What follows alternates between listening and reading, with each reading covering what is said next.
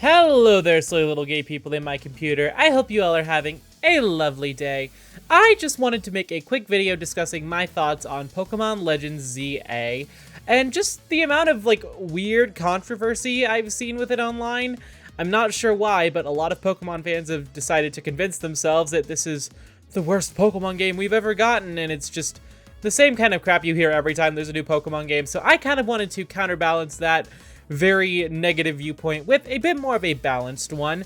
And it's honestly the opinion I've had with pretty much every Pokemon game that's released in the last couple of years, or just honestly for every Pokemon game period, is that it's flawed, but it's still pretty good at the very least, if not really good. That's most Pokemon games, and I would argue that Legends ZA honestly leans a bit more toward the very good in terms of its gameplay. But before we get into all that, I just want to kind of lay down my initial thoughts.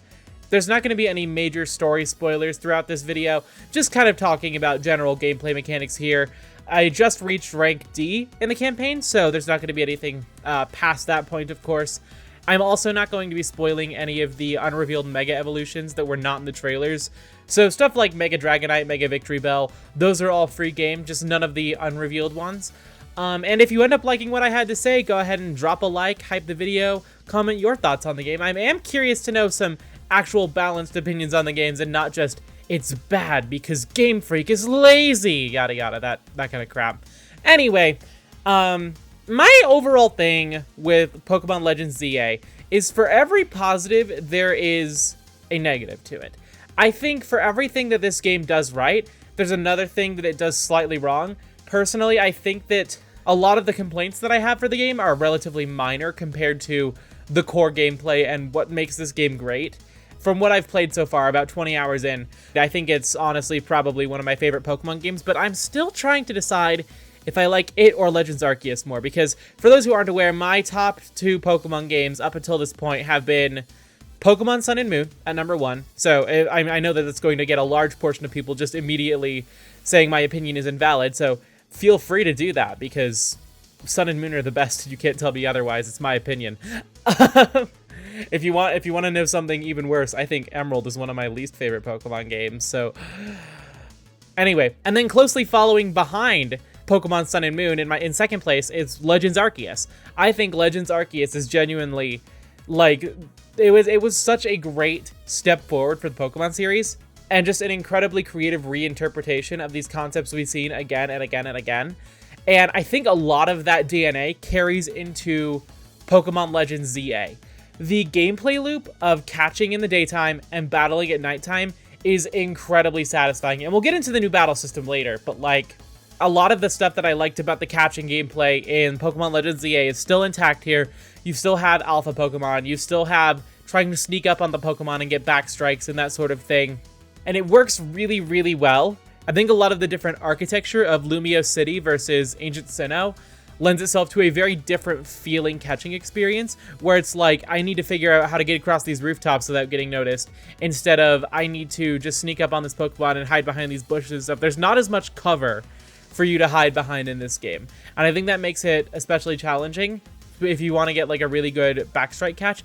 And then of course, once night rolls around and you get to grind for your ZA Royale points, I think that's honestly really fun, being able to get those same sneak strikes and get those same stealthy strikes on your trainer opponents, and sometimes take down their first Pokemon before they even have a chance to react to you, is really satisfying. And being able to have your Pokemon run around with you and you directly command them, and that's getting more into the battle system. But I think overall, they really captured what a lot of people have wanted from the Pokemon series from the very beginning, where it's this is Pokemon as an action RPG. It's even more so than Legends Arceus, because even Legends Arceus, you still had those standard turn-based battles, just with the additional twist of agile style and strong style moves, and those are kind of still here, the strong style ones at least, because you have the plus moves you get from Mega Evolution, where it just uses part of your Mega Ring to enhance the power of a move. And so it's still kind of there, but it's obviously it's more in real time and you have attack cooldowns and stuff. But anyway, before we get more into the battle system, there is one thing I want to complain about when it comes to the gameplay loop of catching. And that is that I think they took a lot of the things that made specifically catching Pokemon fun in Legends Arceus. A lot of that stuff is gone now, unfortunately. You don't have the heavy balls that when you throw them, they throw at a much shorter arc, but they are more effective. You don't have those anymore. You don't have the sky balls that, like, when you throw them, they're very fast, but not as effective.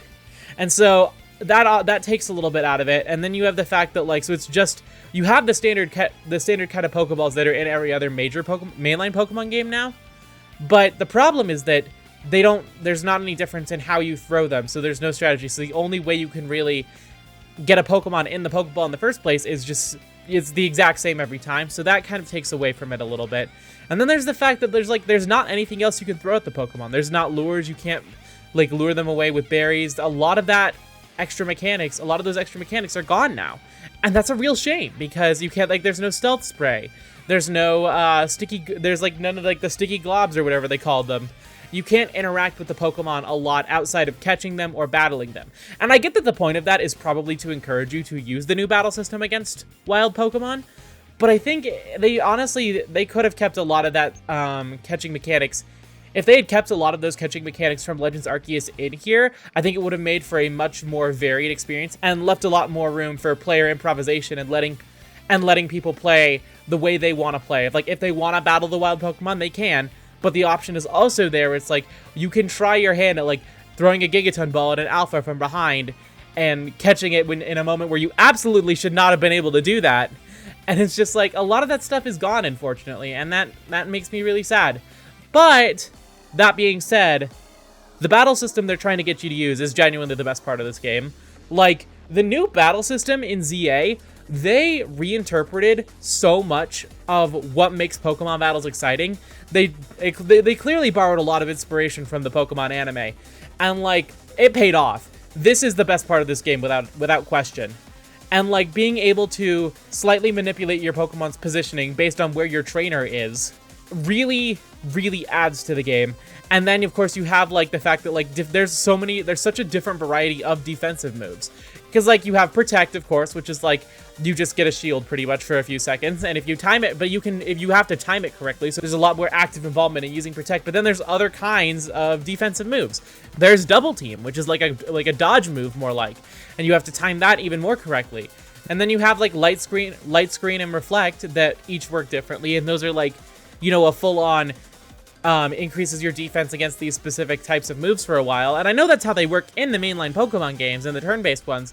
But here in Legends ZA, it feels a lot more unique because all of these moves work differently. And then there's, like, the trap moves where it's like, you actually, like, if somebody lays down, like, the poison barbs that can poison your Pokemon if you step on them, you can actually try and maneuver your Pokemon away from there. U-turn, has the Pokemon run at the opponent, attack, and then rush back toward you. So it's all about controlling your Pokemon's positioning, and it's really smart. And then, of course, you have, like, some of the terrain moves where it's like, one of my favorite things to do is have my Delphox use Fire Spin, especially if it's the plus variant, because that just creates an entire vortex of fire on the ground that will then repeatedly damage any opponent that's in that trap. So it's like, they really got creative with a lot of this, and they clearly put a lot of effort into the battle system, and it paid off. It's fantastic. And I think that really makes up for the fact that a lot of the catching mechanics from Legends Arceus aren't quite as engaging as they were.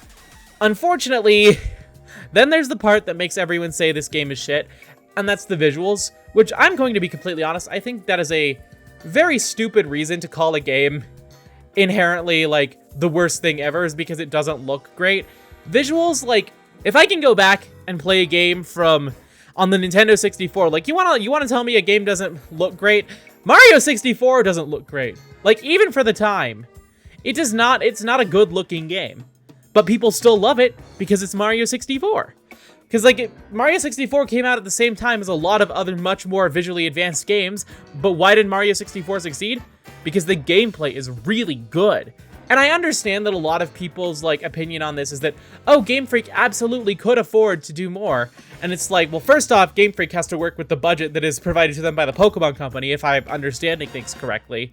It's not a matter of they just have unlimited money. So really the blame lies with the Pokemon Company here and the way that they budget their games and prioritize the franchise.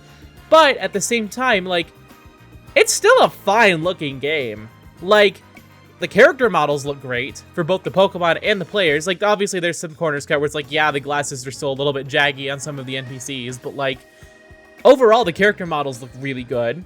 And then you have the main issue comes when you're looking at the terrain, and honestly, you don't even really notice it unless you're like right up next to a building. So like, which to be fair, that is a large portion of the game, so I understand, but like, not to mention the game is very stable on the Switch too, where I've been playing it, and I've heard similar things about the Nintendo Switch version, and I think that like, the only bug I ran into was when I actually encountered on one of my Twitch streams where I tried to Mega Evolve immediately at the start of the battle while the NPC was trying to change Pokemon, and that caused the game to soft lock and the other Pokemon to never appear. And that's the only major bug I've ran into with this game. But of course, as soon as I turned that clip into a YouTube short, people immediately started complaining in the comments, another buggy Pokemon game! And it's like, no, that's not the point of this. It was a funny bug I ran into. It kind of irked me, I'm not going to lie. But like, I think that overall, the visuals, when it's really just the buildings don't look very good, I think that's forgivable, considering the gameplay is fantastic. The character models, which you're going to be paying more attention to than the terrain anyway, those look fine. Like, and then of course you have even more good things about this game, where it's like the trainer customization is fantastic in this game. That we finally have two-tone hair options in a Pokemon game, where you can add a second color to it, and it looks great. I finally can give my character blue bangs, and I can make them have blue hair and pronouns, and I love it! And then the clothing options are like a lot more realistic than previous Pokemon games have been, just because like the last time we really had trainer customization to this degree was Sword and Shield, which I think still probably has the best trainer customization in the series in terms of outfits. Just because I think the art direction in that game was a lot better than people gave it credit for, especially now that we've seen stuff like Scarlet and Violet, where it's like they're allergic to making building interiors because the last time they made them, people said it looked like shit. So instead, they focused on going bigger and bigger and bigger, and look where it got us with that game. But like, that's an entire tangent. All I'll say on that is that I think Sword and Shield are a lot better than people give them credit for. They're not perfect games. No Pokemon game is perfect, and that's the point of this video. Even if you go back as far as some of the older games, they have very glaring flaws. They have very glaring issues.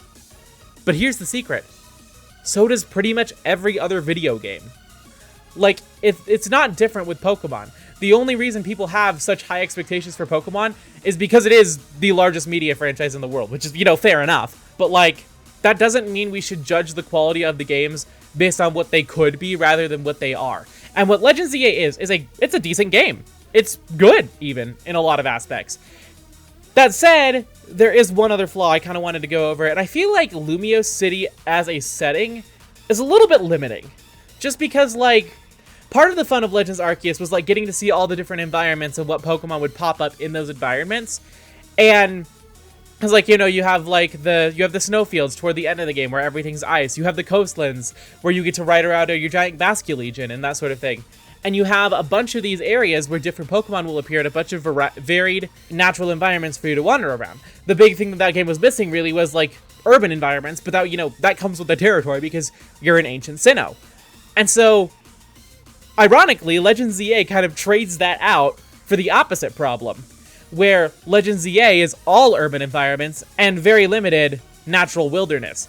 And, like, there are, like, the wild zones, which is, like, where you catch most of your wild Pokemon. And a few of them do have different, like, terrain and that sort of thing. You have more aquatic ones. You can't swim in this game, so it doesn't really make that much of a difference. And there's a small snow biome, but it's, like, not much.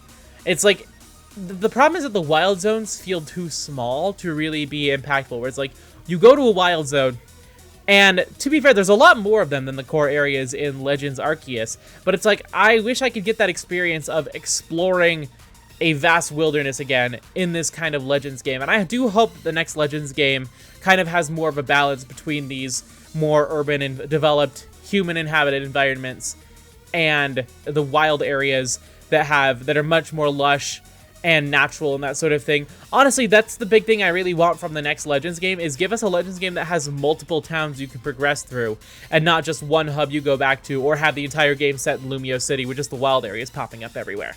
That said, overall, that's kind of my opinions on Pokemon Legends ZA so far. If you want to know my team, off the top of my head, let's see, I've got Faye the Delphox, because she's my baby girl, and I love her. Like I said in that short that I posted recently and on my stream, The Fennekin line is my favorite starter line. Breaks It is my second favorite Pokemon of all time, so if Mega Delphox was in the game, I would be using Mega Delphox right now, but unfortunately, that is one of the ones where you have to play the online ranked mode to unlock it, and she's not in yet. So that's kind of sad. I do wish that there was a permanent way to unlock those in the game, and there probably will be once Mega Dimension rolls around, honestly.